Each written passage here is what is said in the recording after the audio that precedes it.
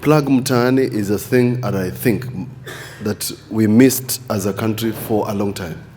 We have been unable to address the issue concerning the youth. So we use them for politics, we the politicians, and after that, we have no use for them. Yet, these are brilliant people. This is a generation that has been ignored. Kenya has been a hot air balloon. Sisi wa babe tuko juu, walalahoi wako chini, the youth, and then they are ignored. So they are no longer mama mbogas. Sasa ni walalahoi, these ones. But if you just tap into their thinking, give them that opportunity, you'll be shocked. Small little thing and they can do wonders. So I'm very happy, my namesake, together with your team, and I can promise you that Uku will deliver content.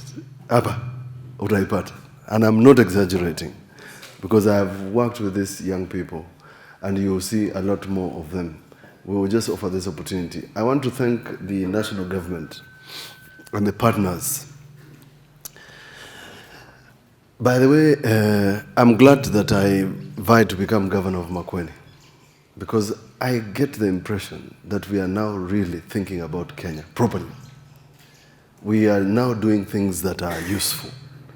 When we are doing many agendas, we are doing agendas and ignoring everybody.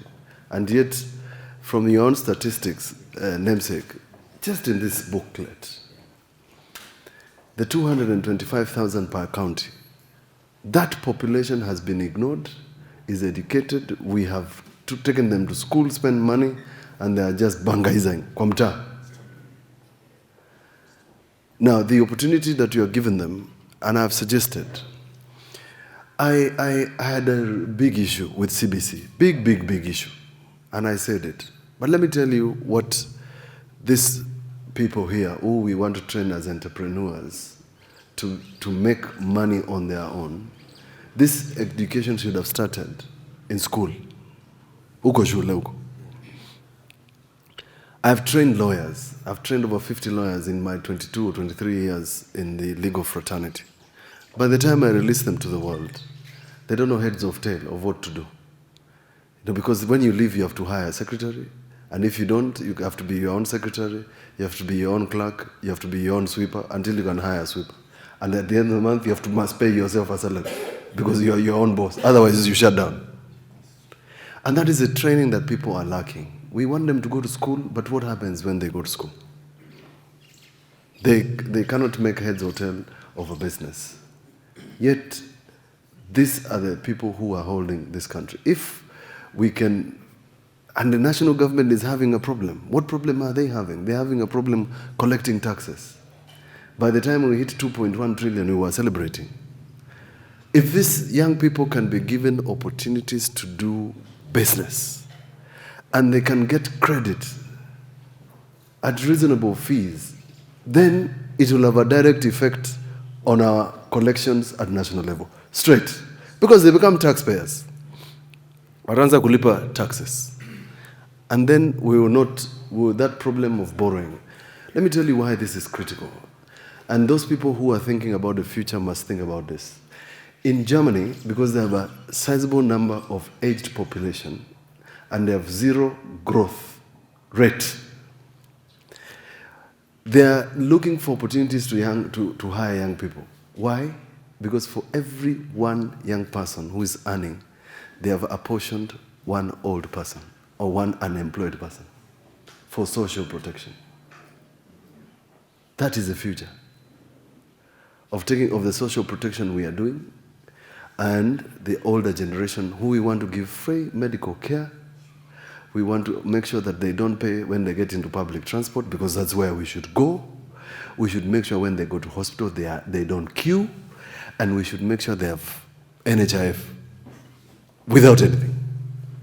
Because if you give somebody 2,000 shillings, and the medicine they are taking for hypertension is 3,000, and the money you give them for their social protection comes after 6 months, what are they supposed to do in between? That person who said you die. You can't survive. So this is a scheme that, of all the schemes that start and fail, namesake, this one should not fall in your hands. This one.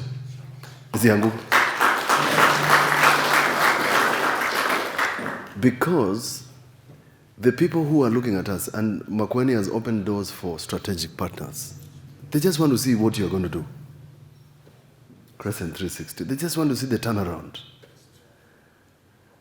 Out there, everybody is looking for Kenyans. Out there. When I land, one of my favorite islands is Qatar, and I will tell you why. Because when I land in Doha, I feel like I've landed in JKIA. Every person is a Kenyan. They welcome you, Abari governor, picha, Ivo. Now go immigration in a foreign country.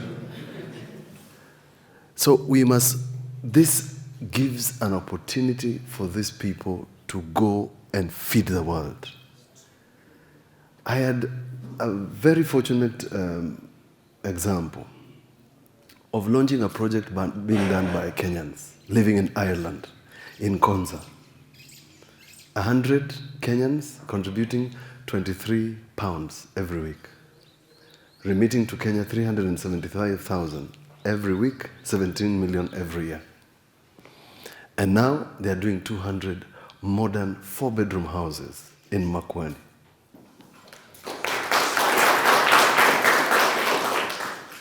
Our diaspora remittances should tell us that it is time to open Kenya to the world. The only way you can do it is plug Muta. Ukisha plug Muta, uta plug Maju. And that's the sell point. The selling point is not Muta, tuna plug Maju. So count on our support. If it's integrity, we lead. We are going to make sure that we do the right thing. If it's being on the top, we'll be fighting at the top. We are already at the top. We welcome everybody else at the top. And to you young people, watu wa Vianney, sasa, this is your opportunity. When I was walking around nini nikiitisha hizi kura, Mungu anasema, where are the opportunities? Mungu halali. Si munasema siadhi na mavinda, nisi angai. Bas, munangoja gani ingine? This is the opportunity. Use that opportunity. We attempted just in a small way what we did at Ajiri Center, small little way.